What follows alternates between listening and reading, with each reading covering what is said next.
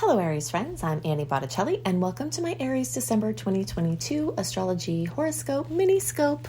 This is a shorter version with a little bit of a different presentation than I usually offer you each month because we were in the path of Hurricane Ian and as of the time of this recording, still do not have internet. So I have to keep things shorter to help me have an easier time of uploading them when I figure that all out. Hopefully to get these to you early as usual. This is for you if Aries is your sun sign, your moon sign, or your rising sign like me, or any other placement of Aries that you are watching for. This is part of your astrological picture. If you are a very late degree Aries, so we'll say April 15th through the rest of the sign, or around 23 degrees or so through the rest of the sign, I suggest you additionally listen to my Taurus report, as the Aries and Taurus reports will have info for you late degree friends. Okay, so I am calling the theme of this month Aries Ablaze, Wild Success Abounds. Here's how. Okay, so I'm going to tell you all the reasons why we have the wild success that we love so much in the stars for us at this time for an extended period of time, and a couple of simple things to do to facilitate that success. And it can be success on any level or our personal definition of success. Okay, so the first thing that we need to know is that it's only twice a year. Well, it's only 3 times a year that we have the personal planets congregating in a fire sign. And it's only twice a year that the personal planets are congregating in a fire sign that makes a trine with our placements, okay? So one of those periods of time is now. So we have these golden opportunities during the July into August period of time and this November into December period of time where the fire signs abound, making the most favorable aspect in all of astrology for us. Okay, so part 1 of our wild success is that the sun, which is a spotlight and adds warmth and vibrance, Venus, which rules love and beauty and money and self-esteem, Mercury, which rules communication, writing projects, expression, devices, appliances, anything having to do with mobility and travel, and star goddess Hygeia, which helps us to holistically heal. All of these planets are in Sagittarius, making the most favorable angle in all astrology to our Aries placement. So everything is ablaze. Perfect teaching opportunities, perfect learning opportunities, expanding horizons, being able to have positive, creative solutions come to long-standing or short-standing problems. Anything having to do with different cultures, different countries, different languages, international business, immigration, long-distance travel, publishing are all lit up like crazy at this time. And so if you have aspirations in any of those areas, the chance for success is extra supercharged. But you can use this positive energy to support anything that you really want to do or that wants to really happen for you. So we have all of that going on.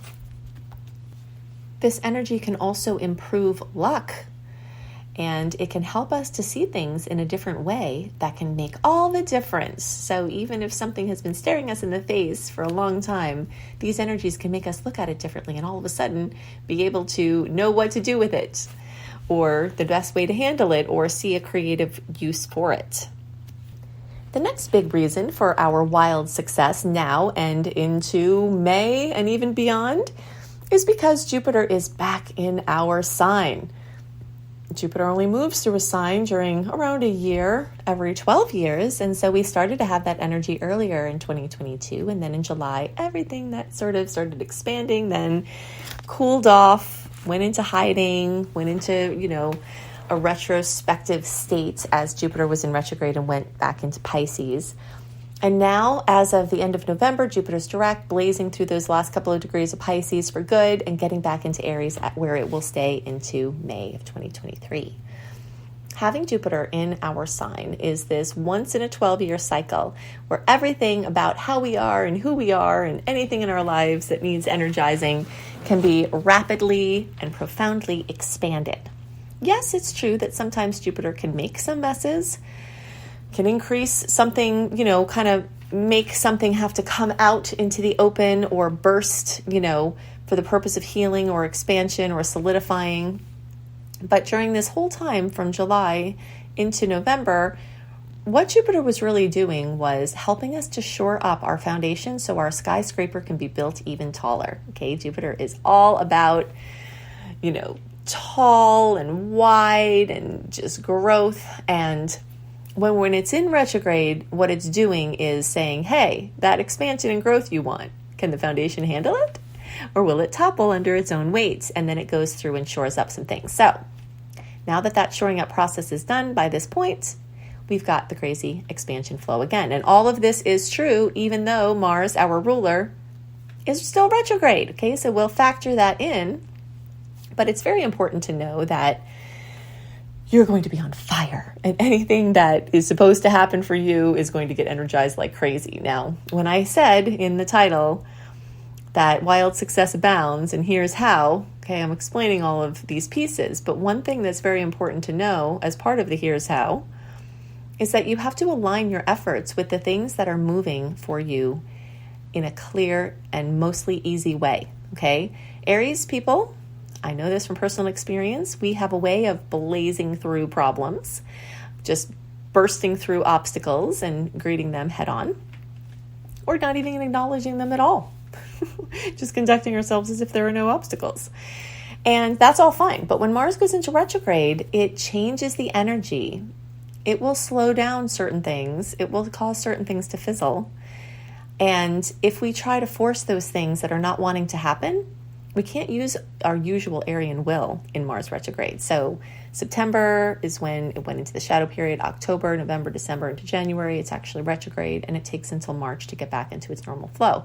So for this cycle, our usual use of force for accomplishment, whether that's just our own hard work and elbow grease or, whatever it is that we do to make things happen, we can't approach things the same way. And if we do, the keynote can be frustration, and it can also create boomeranging of energy back at us in ways that we don't like.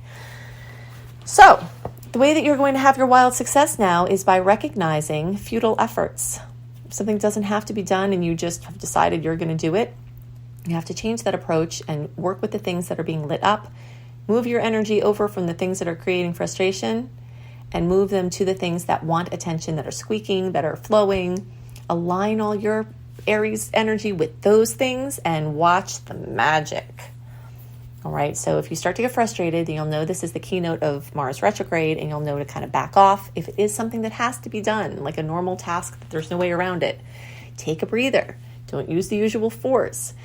Take a little rest, even if it's for 20 minutes, and let the creative solutions of this time, this Sagittarius energy, really shine through standing on the mountain and looking at the problem. I like to kind of paint this picture of this energy as people in a little town, all of a sudden their water source goes dry and they don't know why because they can't see what the problem is. So the person on the mountain can see there's a beaver dam a few miles up, so they can say, okay, go a few miles up, clear the dam, and you'll have your water back, right? Well, this is a time for you to kind of sit in that space on the mountain and observe your problems from high up instead of from like the force on the ground level of like, I'm just going to ram right into it. All right. So the more you do this, the less frustration you have, the more success you'll have, the more ease, and the more it will be really clear what wants your attention at this time. They'll be squeaking really loudly, and opportunities will definitely abound. Sometimes Mars retrograde makes people lazy or lazy in certain areas. And when this happens, honestly, as I've told you before, if you've listened to my work for a while, being an Aries rising and with a ton of fire in other parts of my chart, I have come to love Mars retrograde because I get a break for myself. Aries people tend to be very ambitious. They tend to be very driven. They tend to be very active. And if we're aligning with the natural rhythms of the universe, then we know that there are times to rest and there are times to push. And even think about childbirth, if you start pushing before it's time, you're going to wear yourself out.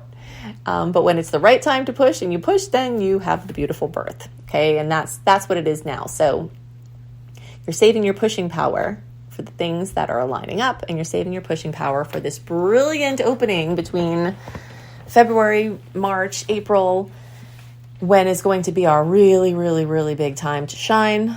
Then you're going to be able to push and do, a lot of Aries type behaviors, ways of doing things again then, but now we have to change things a little bit.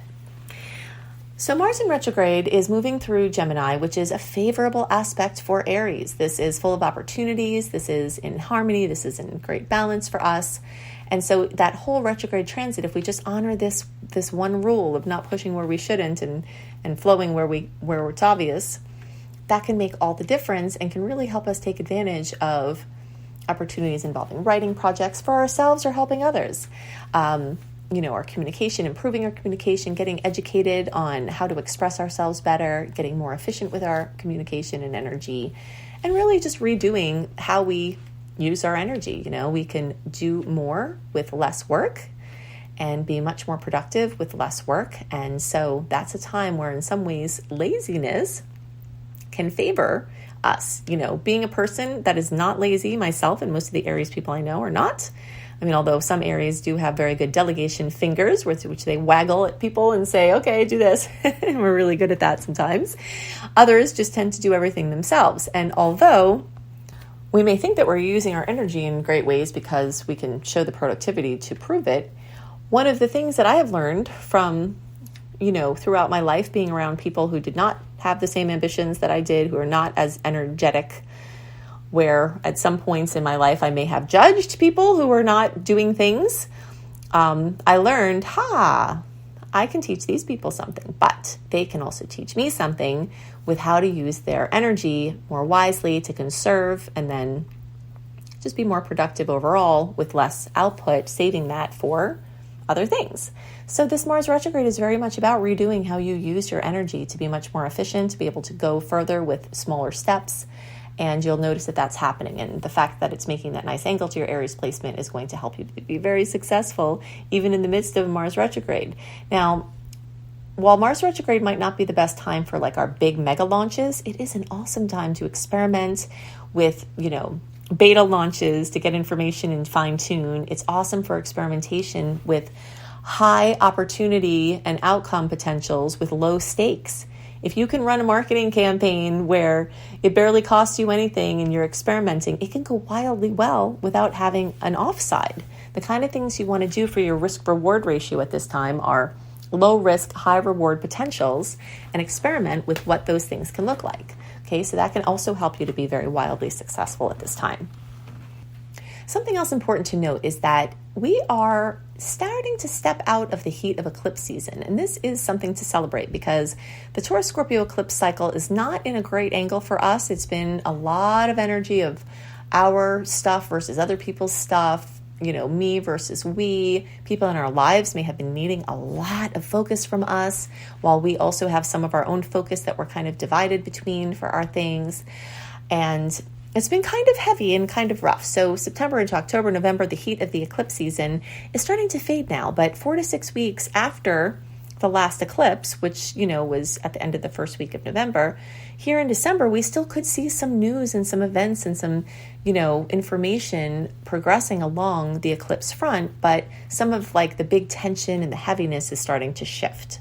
So that feels really good. And, these Sagittarius energies are just so light and optimistic and buoyant, and you'll really be feeling that. All right, so now let's talk about the Mercury retrograde cycle and divide the month as far as the levels of what's going on with that. Mercury retrograde adds to the retrograde profile that we've got going on with Mars, which in general is making this period of time really good for having woven your web and now just hanging out and seeing what food comes to it. Okay, this is, a little bit contrary to what Aries tends to do. But if you can kind of lurk around in your web and just pounce on the things that come to you, then that is very good use of your energy rather than going out and trying to build new webs in all of these different places and wear yourself thin. And there is a caution of that, especially this month, because we've got 3 squares with Jupiter, which can have a tendency to overdo, overcommit. Aries overdo something? Never, right? We're not like the biggest zealots of the zodiac or anything. So anyway, just kind of be aware of that, because certain things that you can overdo might stretch into a longer term commitment or pain in your neck if you can't get out of something. Okay, so the tone of this month, especially from December 12th on, when we start the pre-retrograde transit shadow period is really just leaning towards writing things in pencil, flexible arrangements and agreements, waiting to say yes or saying yes tentatively and telling people in pencil and not in pen. Okay, so get your pencil and eraser out, because starting from the 12th on, you're going to be erasing a lot of things in your schedule. And the more lightly you leave yourself scheduled, the more you can leave room for that last minute magic, which is my favorite aspect of retrogrades. And you might have a lot of popping up of last minute magic. Now, sometimes it's hard with holiday things to not make some plans, right? So you got to do what you got to do, but just kind of know that the more flexible you can be with whether you're going to do something at someone else's, invitation, or whether you're planning things are very unlikely to turn out as expected at this time. And the more you know that getting into it, the easier and lighter time you have. So when you say yes to these parties, or, connecting with people or whatever, just kind of say, pencil me in, don't pen me in. This way, if you have to back out, your conscience is clear and it's easier. And the less you schedule, the better, if possible. Okay, so December 1st through 12th, Mercury is clear, just normal. We're kind of cruising along the highway at normal speed. December 12th through the 28th is that awkward time of the pre-shadow transit. I always call it the slowing down to make a U-turn. So we're crossing lanes, slowing down. There's awkwardness in that. There's confusion. There are, some mishaps. Sometimes there are things that, aren't working or flowing well.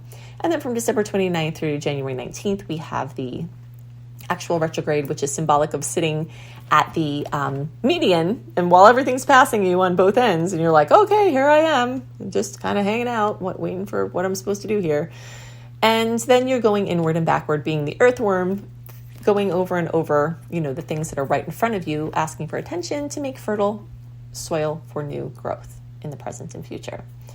Then January 19th through February 6th, this is the time when you're trying to get back into the fast lane, where you're going back in the other direction. You got to wait for your chance to pop into the traffic and then get up to speed. That awkwardness runs until February 6th, and then it's clear, and that starts to open up the period where things start shifting into that direct motion, where things are going to really open up for us, and you'll notice that. So just kind of assume that, after the first couple of weeks of December, there's going to be extra layers of inward and backward energy. So while Jupiter's waking up certain things in your life, Mercury and Mars will be slowing some things, and your wisdom is going to be in noticing the difference and following the flow. Look out for drama, for better or worse, fruition, completion, manifestation to come in the days around December 7th with that full moon at 16 degrees of Gemini. It's going to be right around where Mars is. So it's, adding emphasis there. And that's a nice angle for us. So everyone will be feeling that goodness, but anyone who is within 11 to 21 degrees, the closer to 16 degrees, the bigger kiss you get from that placement. So we'll say like April 1st through 11th, and the closer to like April 6th, the more you get a kiss from that full moon. Then in the days around the 23rd, we've got the new moon of 1 degree of Capricorn, opening up new possibilities for work, earnings, passion projects that may or may not be paid, healing of father figure energies, and something putting a little bit of impetus on us for taking some action in our work, employment, or other 10th house manifestation world. So we've given you a few dates to work with here. If you want to have a more complete list of my top favorite aspects and more things to be extra careful and awareful about, go to AnnieHelpsYou.com, sign up for my free email newsletter, and you will get my write-ups, my detailed write-ups of the month ahead, as well as other newsletters that have content that I've created to help you make the most of the energies. If you want more astrology education, including my exclusive content portal, then go to AnnieBAstrology.com. That's Annie, the letter B, astrology.com. You can see all these links in the notes underneath the podcast and video as well.